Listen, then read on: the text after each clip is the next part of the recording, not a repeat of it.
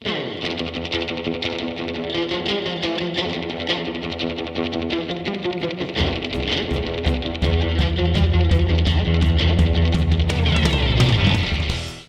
is working on the center wall doorway.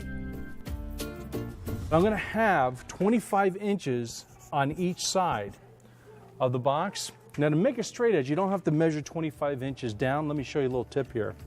You take your yardstick. Yardsticks are so important. Take your yardstick, 25 inches, and what you do is you just put your finger up against this edge right here at 25. You take your marker and you start, and look at this. And you work it all the way down. You'd think it'd be time to cut, but wait, don't cut yet.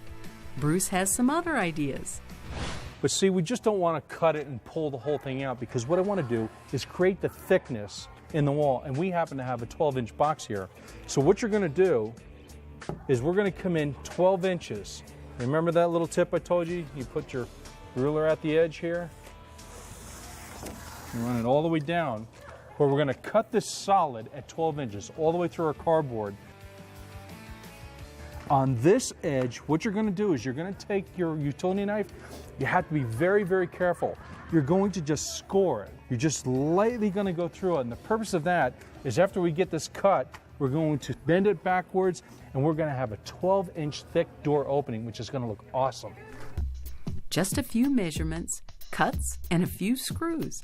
Look how awesome this looks. Now that's wacky!